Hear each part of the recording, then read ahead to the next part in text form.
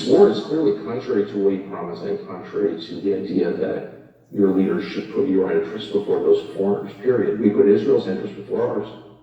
Trump did that. He wasn't elected president of my country. It was the prime minister of Israel, Benjamin Netanyahu, who pushed our president into doing this. And the real crime in Gaza is killing people who did nothing wrong. So those are the real problems, I would say. But no one can say it because you have to be like, oh no, but really, October 7th. I don't know what you're talking about. Tucker Carlson just laid out the straight-up truth that many of us anti-war dissidents have been saying a long time, and that's that Trump sold out the United States for Israel. A remarkable turnabout from his campaign pledge for no new wars. He has sided, in fact, with Netanyahu above the American people, despite the fact that Americans elected Trump rather than Netanyahu. He also gets into the question of whether Israel has a right to exist. That question we're always asked, only about Israel, not about any other country. Previous podcasting about this in the last 2 weeks, you have made the argument very strongly that the United States has been pushed into something not in its own national interest by pressure from Israel and the lobbying power of Israel. Well, it has been. The question is whether the person who makes the ultimate decision, which would be President Trump, should push back. That's it. Of course, Trump should push back. As previous presidents have done. To some extent, some very limited extent. George Bush didn't push back. We went up in the Iraq War, and now everyone pretends, oh, that had nothing to do with Israel. I was there. I was talking to Bush. That's not true. It's a lie. And that's why it's so important, from my perspective, to say out loud what is true before history is rewritten and disappears. And it's lying that gets us here. Because we say, oh, no, lobbying efforts had no effect. Really? You say that about pharmaceutical policy? No. Everybody understands that every policy a large government makes, including ours, is influenced by various stakeholders who are affected by the policy.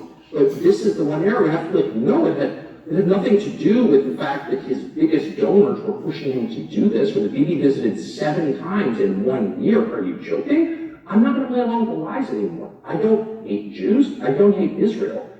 I love my country. This has happened yet again. I can give you a whole list of previous times where it's happened. And I think we need to know what happened so we don't hurt ourselves further. Absolutely. I think he made some good points there. This is the only lobby where you're not allowed to say, hey, they manipulate our political leaders, including the president. He shouldn't be our leader. He should be a representative of the people. Those days are long gone, though. This is a perverted, toxic administration, and the modern presidency is that. It's not just limited to Trump. And of course, you had Netanyahu out there in, I believe, September of 2002 saying, I promise you, positive reverberations will break out throughout the region if you depose Saddam Hussein. He said that to our Congress. They were lobbying for this, and now it's supposedly some conspiracy theory to say that Israel wanted this. Part of it was the lobbying effort on the part of Israel, Sharon's government, to launch the Iraq War. They're doing that same thing now, where many of the same people saying that that's just a conspiracy theory have no problem saying, yeah, big tech lobbies the government, big pharma lobbies the government, big food, big telecom, etc., but you're not allowed to talk about the honest truth that seems to guide and, in fact, dictate U.S. foreign policy, and that is the Israel lobby, the military-industrial complex, the banks acting in concert to launch these offenses. So yeah, this is part of Israel's pull, but Trump deserves culpability for that too. He ultimately calls the shots, and we need to blast both, if you're asking me. I'm not saying don't blame Israel. I think Israel has its own national interest, and Israel was certainly pushing for things, but I think there is more agency and therefore more responsibility with the President of the United States than the Trump administration. He represents me. I'm with her. But that's important because in Israel pushed him into this. Now, he shouldn't have gone along with it. He should have pushed back. But to pretend that Trump woke up one morning and said, I'm not suggesting that, to be clear. Israel pushed him. The prime minister, by the way, it's not Israel. There are a lot of people who disagree in Israel. I know some of them. It was the prime minister of Israel, Benjamin Netanyahu, who pushed our president into doing this. And I hope this is the last time that Netanyahu or any foreign head of state will ever push the American president to do something that hurts America. Well, let's talk about that, because I think we may be as you yourself said earlier, at a tipping point in terms of the rapid decline within the United States for support for Israel. And you see it huge, and you've seen it for several years on the Democratic side, you're now seeing it on the Conservative side, and you're seeing it collapse amongst younger people. I'm not telling you anything you don't know. How quickly is that going to change the politics of Israel in the United States? I mean, that's hard to know. There doesn't seem to be a direct connection, not just on Israel or foreign policy, but on almost any issue between what our leaders believe and do and what the public thinks and wants. The public begins to believe in their frustration at their declining standard of living, for example, declining birth rates, or whatever it is that's getting worse, you know what it is, that there's no way to use legitimate means to change it. Voting doesn't work. If they believe that, then they will, by definition, find other ways, and those ways are destructive, and they don't want that. So I think it's very important that a government, even a non-democracy, even a monarchy, respond to the concerns of the population.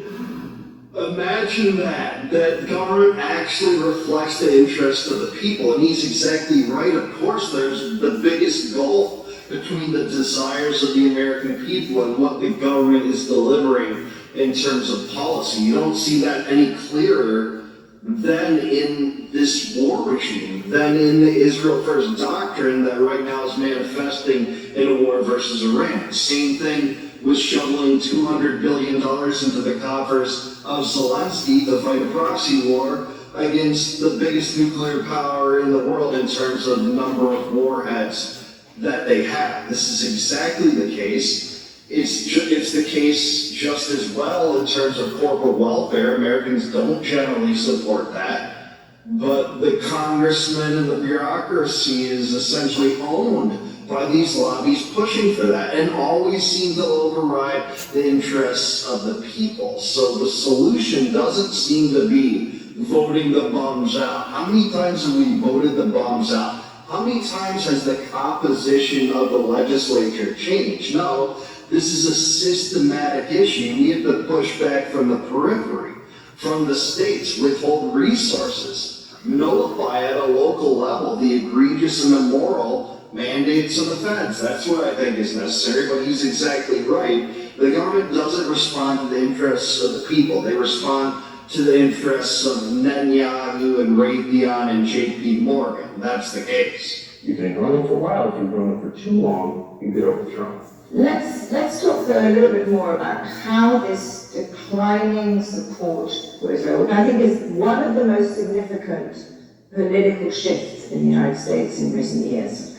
How is that shaping the MAGA movement? I mean, are you now seeing it? And when I look at the opinion polls, I'm told that there's 100% support amongst MAGA or 95% support for the wall.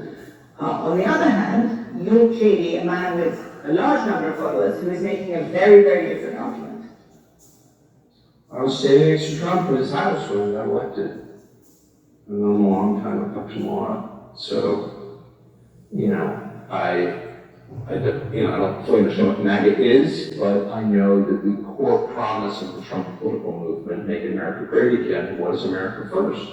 And it was articulated by him repeatedly at every campaign stop for 10 years.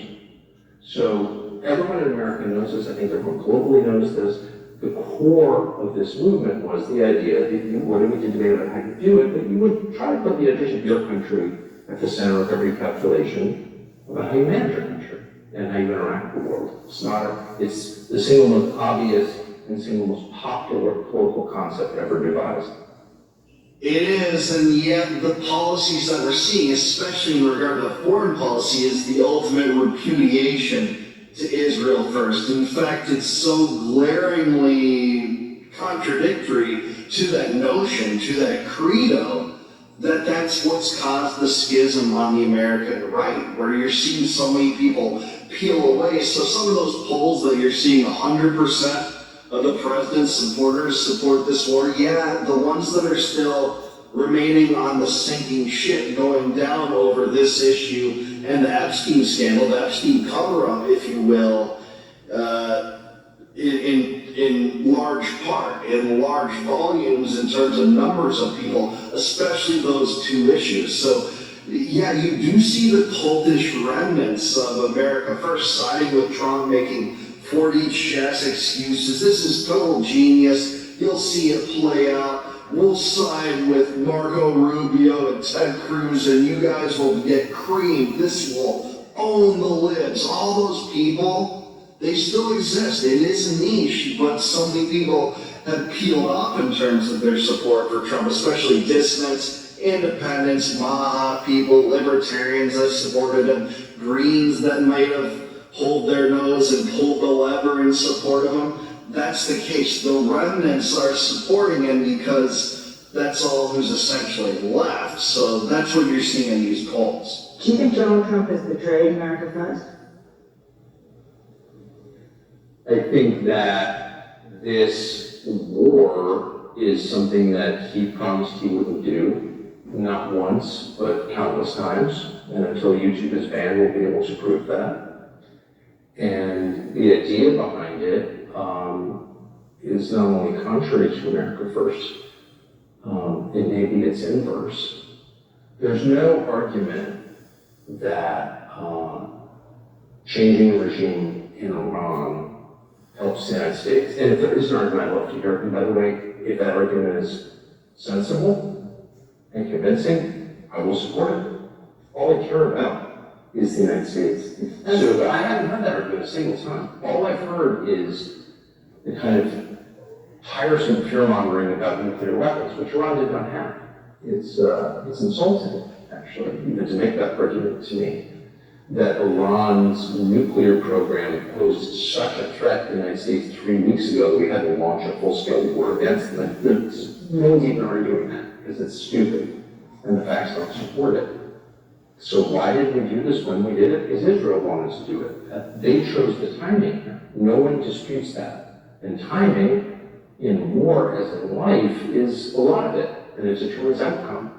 And they hadn't thought through what was going to happen next. The Israelis hadn't, and we hadn't, because we didn't have time to. So, yeah, it sure seems like this decapitation strike, which was supposed to be a stroke of genius, hasn't exactly played well. You have the regime intact, no semblance of knowledge that you've deposed the regime, you're on the verge of deposing the regime, and they have elected as the supreme leader the younger, more radical son of Supreme Leader Ali Khamenei. That is what you have right now, with the Strait of Hormuz closed, with Americans paying for these atrocities in this war of choice in the form of higher gas prices and inflation in general, the compounding of debt, and soldiers coming back in body bags, which Anthony Aguilar, who I just talked to last night, thinks is underreported in terms of the number of casualties we're seeing, with bases destroyed essentially in Bahrain and I think other places in that region. So yeah, I think Tucker is kind of dancing around the fact that this is a betrayal of America First. Trump, he won't just say Trump betrayed America First. He's being careful because he still speaks to a lot of the Trump supporters that if you say that, then you're the enemy. You're just the same as AOC or something like that. But at the same time, I would go further and say, yes, this is a betrayal of America First. Trump is culpable, just as Netanyahu is for manipulating him. Just as I would blame both executives of Lockheed Martin and Trump for this war. It doesn't belong squarely on the shoulders of one person, but ultimately the commander-in-chief has decided to subvert the Constitution and launch the war unilaterally. That's his prerogative under the current toxic, unconstitutional government under which we live. It's not just him. Plenty of presidents have done that before him, going all the way back to World War II, the last declared war, and arguably before that in certain cases. We won't get into that, but this is a betrayal of America First. In fact, it's become a meme if you associate the term America First to Trump. After seeing this, as Tucker Carlson probably said, this is in fact probably the inverse of America First. He has betrayed it. This war is clearly contrary to what he promised and contrary to the idea that your leaders should put your interests before those of foreigners, period. We put Israel's interests before ours. Trump did that. Bibi's not even, he wasn't elected president of my country. I love how he stopped right there. Bibi wasn't elected president of our country. It does seem like Netanyahu has a lot of control over our government, and especially its foreign policy escapades, and escapades is probably being charitable. How about catastrophes and disasters and calamities? Those are probably better terms, because this vassal state that a lot of the neocons and Zionists say that Israel is, yeah, they do our dirty work in the Middle East. Ours? That's not mine. That's not what I want to do. I want the United States military out of the Middle East in general, and it's to stop trying to empire build for the sake of Israel's territorial ambitions. We bankroll that country to the tune of $35 billion since October 7th, about $350 billion in total since 1948. But they seem to have so much more leverage over our government than vice versa. When's the last time Israel did something like, I don't know, bomb another U.S. ally like Qatar last year, and then there's some kind of ramifications for it? There's threats of withdrawn aid, and, Huckabee meets with Jonathan Pollard, and somehow that's celebrated. All these things are slaps in the face to Americans and American sovereignty. That's what I think. So that's when you have that twisted dynamic that is prioritizing this other country and its government's preferences above the American people. It's as simple as that. It's as pernicious as that. It's as unholy as that. My president was. I support him. Obviously, voted for him. But, yeah. Let's talk about the way the debate develops in this country, because I think you're right. It's extremely difficult to talk about a subject that you and I just spent the last half hour talking about, because there is a conflation very often. Anybody who criticizes Israel is vulnerable to being called anti-Zionist or anti-Semitic in this conflation by the exact people you've been talking about, in the kind of firmament of political Is that a discussion. good faith response or a tactic? I go back to asking that question. Clearly, I think you and I agreed, we have both been critical of the Israeli government. I just want to kind of clarify terms of it here. Well, I've really been critical of the Israeli government. I've been plenty critical of the Israeli government. I told you at the beginning that we were What do you against think this of war. Gaza? What do I think of Gaza? Yeah. I think the war in Gaza, to start with, was a perfectly reasonable response in response to the horrors of October 7th. I think now, the cases, and I've been to Gaza, I've been to Gaza since the war started. They would not It's like catastrophic. This to be very few journalists in Gaza. Yeah, no, I went with the IDF. It's the only way that you can go in, but nonetheless, you go and you see a flooded place. I think it is a disaster for the future of Israel, a disaster for the Palestinian people, a horror, 70,000 people dead. Why would you just have it first as a disaster for the future of Israel?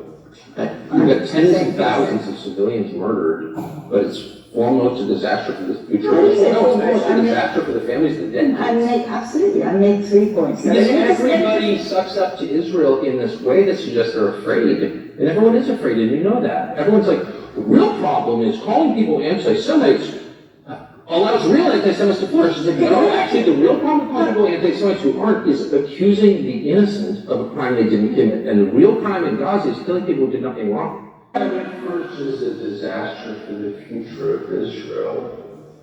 You've got tens of thousands of civilians murdered, but it's foremost a disaster for the future of Israel. No, it's a disaster for the families of the dead. I made 3 points. Everybody sucks up to Israel in this way that suggests they're afraid.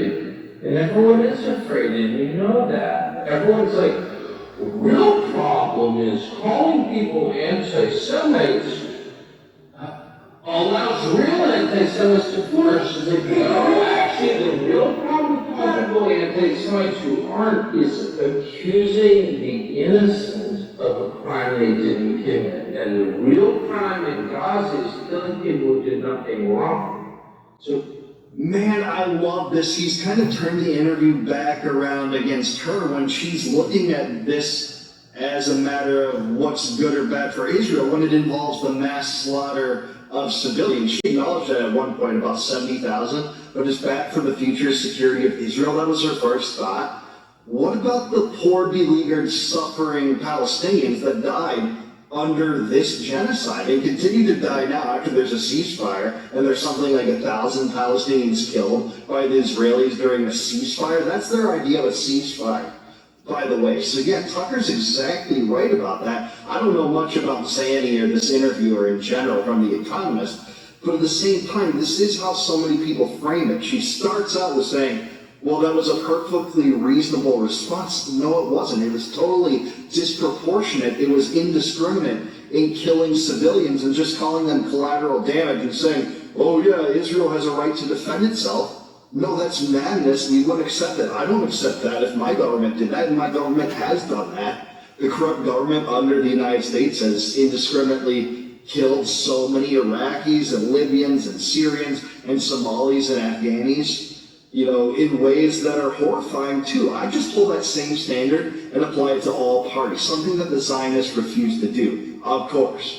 Those are the real problems, I would say. But no one can say it because you have to, oh no, but really, October 7th. I don't know what you're doing, we're having a... Everyone watching this knows what I'm talking about. Well, let's get onto that right now. Yeah. Because you are critical of the government of Israel. Do you believe in Israel's right to exist? Would you consider yourself a Zionist in that narrow definition? What does that mean, a right to exist? The existence of the political state of Israel as But it has a exists. right, what does that mean? But you think it should continue in its existence as a state right now. So you do not agree with Iran, for example. Well, let me just ask, since you asked me the question, it's fair for me to get you to define the term so I can answer it. You've asked two questions. The first was, do you believe Israel has a right to exist? And the second question was, do you believe Israel should continue to go on as a nation state? And those are very different questions. So I often hear the Having phrase, been created as a political entity in 1948, does it have that a right state... to exist? Is that what you're asking? I don't get hung up on the right. No. Should it continue to exist? That's how I define narrowly Zionism. Because the phrase you used was devised by the Israeli government. Of course, does it have a right to exist? And so my question to you would be, what does that Why mean? don't you answer my question? So I don't know what your question is. Are you asking, does it have a right to exist, or do I want it to exist? Do I seek its destruction? Fine, answer it that way. Well, of course I don't seek its destruction. I've already said, as you know, because I said it to you, I don't want Israel to be destroyed or have to use nuclear weapons. We've established that you are in that narrow terms of Zionist. I am no sense of Zionist. I don't want any country to be destroyed at all, and I don't want people to die, particularly ones who committed no crime, because I don't believe in killing innocents, period. That's the basis of Western civilization. Eastern civilization is a whole different view. They believe in collective punishment. I don't. So you're no sense of Zionist? I don't even know what that means. Why don't you define the term, and I'll tell you whether I am. You said that a Zionist in my narrow term, this definition is that the state of Israel, the political state of Israel, has the right to continue existing. The right? Where does that right come from? What do you mean? These are like, I'm not being a lawyer about it. I just want to know what you're asking me. I answer the question. Because I don't know what you're asking me. You don't want to define your question, and I don't know why. I don't know what you're asking me. I've already said I don't want Israel to be destroyed. I don't want anyone to be killed. And you said, does Israel have a right to exist? Does it have my question is, what right are you talking about? Does Britain have a right to exist? Does the United States have a right to exist? These are fair questions, and whenever this question is thrown out, it always relates to Israel. They never ask this about any other country. Why? It's part of propaganda to support Zionism. Funny how it's never asked that, hey, do the Palestinians in Gaza have a right to exist? Does Iran have a right to exist? Does Iran have a right to defend itself? Do the Palestinians in Gaza and the West Bank have a right to defend themselves? That's never asked because it's not part of Hasbara propaganda, and Tucker is right about that. People never define this in certain ways when they ask it, certainly not. But if you're asking me as a radical libertarian, I don't even think this is the right way necessarily to address it. I don't have a problem with how Tucker's responding to this, but I would say that countries don't have rights. Only individuals have rights in the most pure ideological sense. So The collective can never have rights for the same reason that we don't compartmentalize rights. If you're looking at radical individualism, and that's what I adhere to, that we own ourselves and our body, and the smallest minority in the world is the individual, and that's the basis for civilization. So when you say countries have a right, well, who's going to enforce that right? There's no power really above the nation state to enforce that. And what I would say is no country has the quote-unquote right to exist in perpetuity. I side with Thomas Jefferson and John Locke and Algernon Sidney and Ludwig von Mises and other thinkers like that who believe that whenever any form of government is tyrannical, it's the right of the people within that government to alter or abolish it. I think that about my country. I think that about any country. And no country has the right to exist if the right to exist is dependent on subsidies from one country to another. In that case, no country has a right to exist. That wouldn't be propped up in a country or a government in general would exist, notwithstanding that aid. Certainly not. That's how I would answer this, though. Tucker is making a proper case, too. Well, the world order built up after 1945, which suggested that aggression should not be condoned in the countries. Now, the countries with borders have rights and duties. I totally agree with that. Okay. Because, which is why the first thing that Israel did within 2 weeks that this war started, which is supposedly existential for them, was take southern Lebanon, take someone else's country, as they have done repeatedly. And no one even mentions that. And so I guess I would be opposed to that, because I think Lebanon has a right to exist. I thought Gaza had a right to exist. But I noticed that as soon as we started portioning rights, only one country gets it. No, I did not say that. You're absolutely putting rights on Because I believe, here's what I do believe, since you asked. I believe in universally applicable standards. And if they're not universally applicable, they're not standards, they're preferences. That's why they want human rights, not ethnic rights. I don't think Jews have more rights or less rights than anyone else. I don't think Christians have more rights or less rights. Blacks, Filipinos. I believe in human rights that derive from the creation of people by God.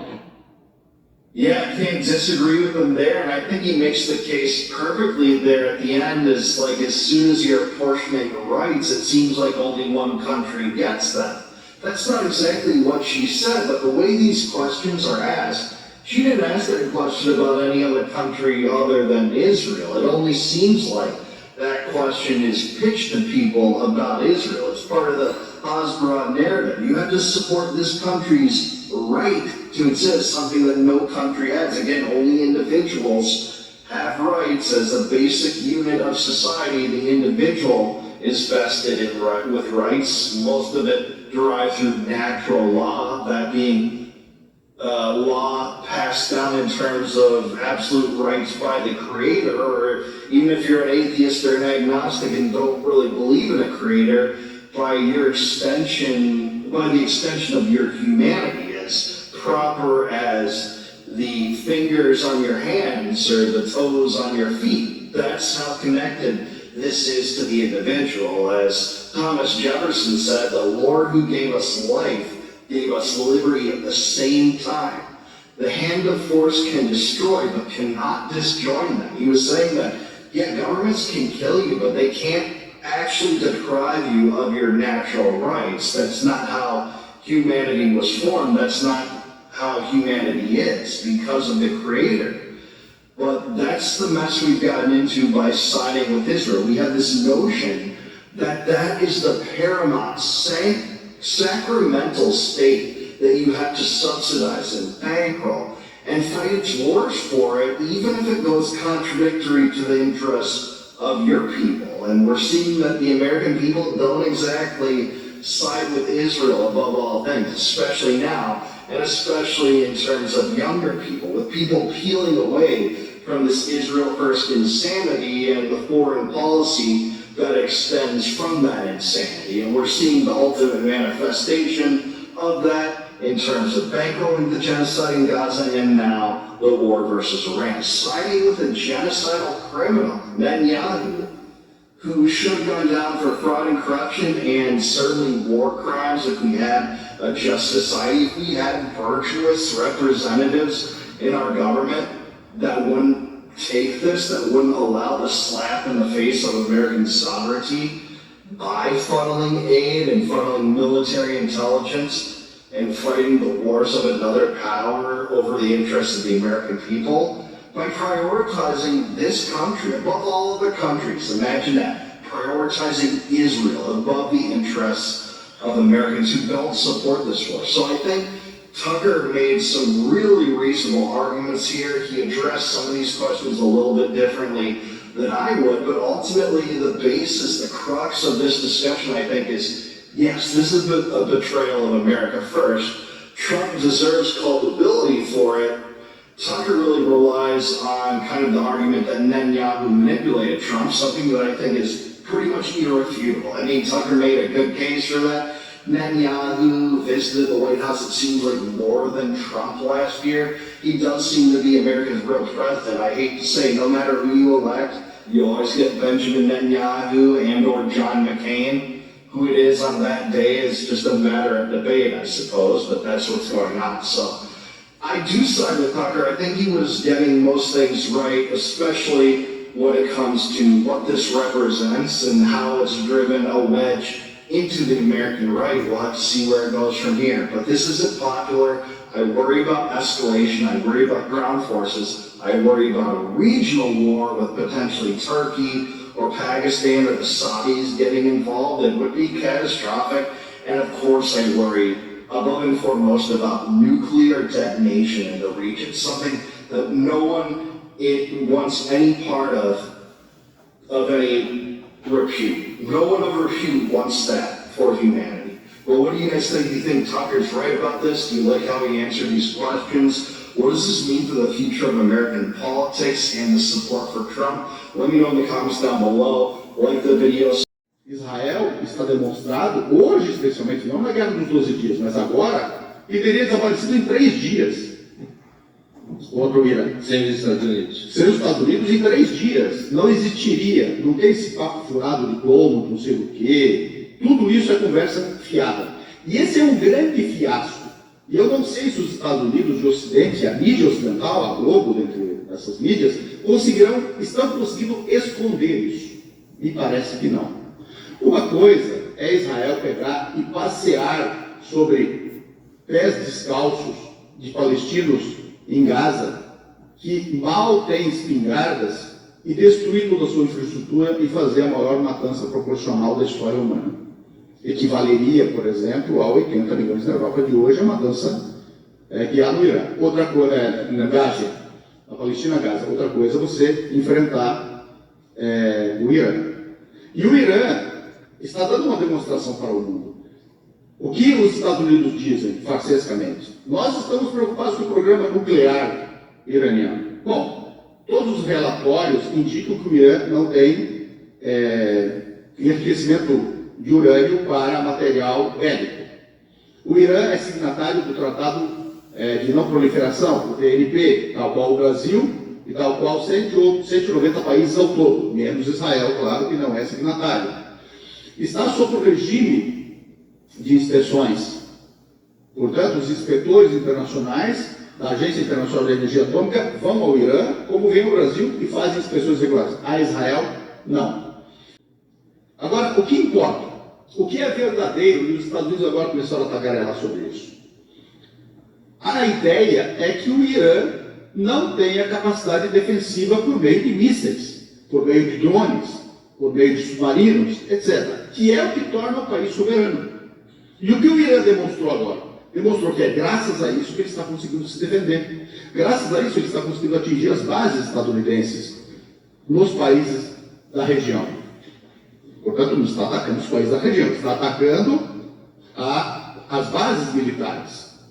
E, portanto, esses países não estão com sua soberania plena. Tanto que nós ouvimos, pelo menos publicamente, de que esses países se opunham ao ataque ao Irã. Se eles se opunham ao ataque ao Irã, deveriam se opor ainda mais ao uso do seu território, das suas infraestruturas para isso. Quer dizer que os Estados Unidos desobedeceram, inclusive, à vontade soberana desses países. Isso trazendo para cá.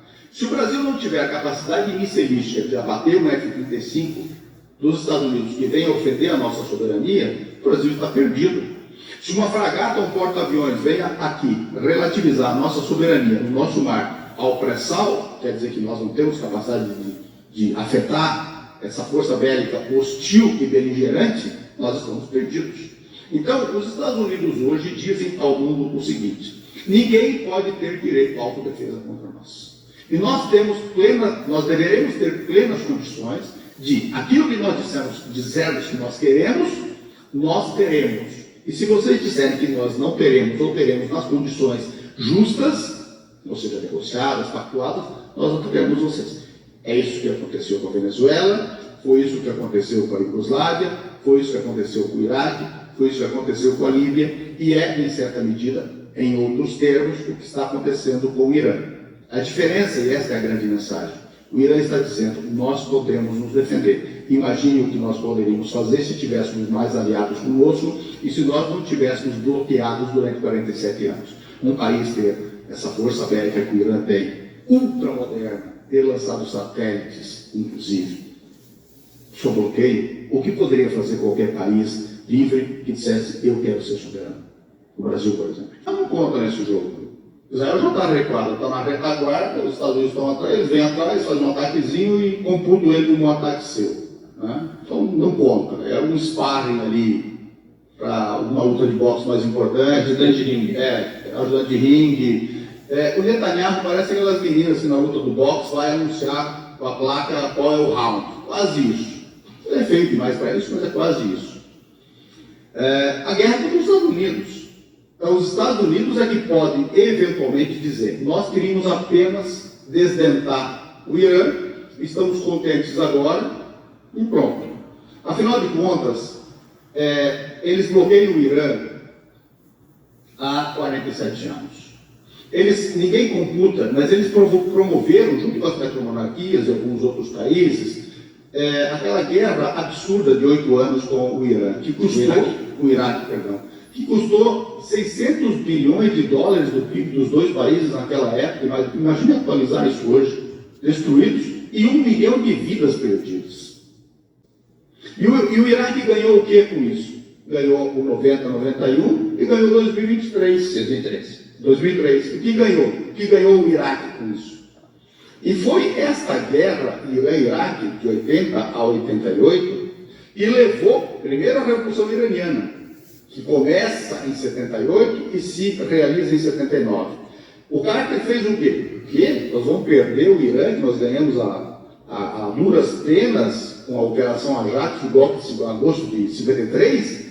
Bom, nós já vamos perder mesmo. A inteligência está informando que nós vamos perder. Então, o que nós vamos fazer? Vamos ganhar um outro ativo equivalente. Aí eles correm para Camp David e trazem o Egito para eles.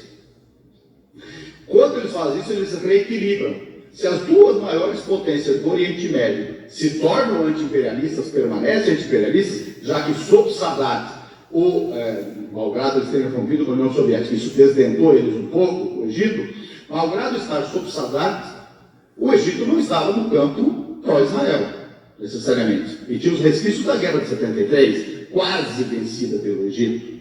Os Estados Unidos entram ali e impedem essa vitória, quase vencida pelo Egito. Então, eles pegam e resgatam o Egito. Com esse resgate do Egito, e inauguram a guerra Irã-Iraque para desdentar os dois países entre eles mesmos ao mesmo tempo, é que é possível a invasão de 82 do Líbano, e o desalojamento da ULP, e a ocupação do sul do Líbano. Esses arranjos feitos naquele momento precisam ser trazidos hoje para novos estudos, para nós compreendermos melhor isso. E para compreender qual foi o papel real para a raça humana do Jimmy Carter, que misteriosamente conseguiu enxergar o problema de direitos humanos aqui no Brasil quando nós demos uma banana para eles no programa nuclear e fomos para a Alemanha. Aí misteriosamente o binóculo deles trocou de lado e passou a enxergar maior e viu os direitos humanos aqui. O problema dos direitos humanos, né? O Carter inaugura a doutrina Carter em 79. E ninguém dá bola para isso.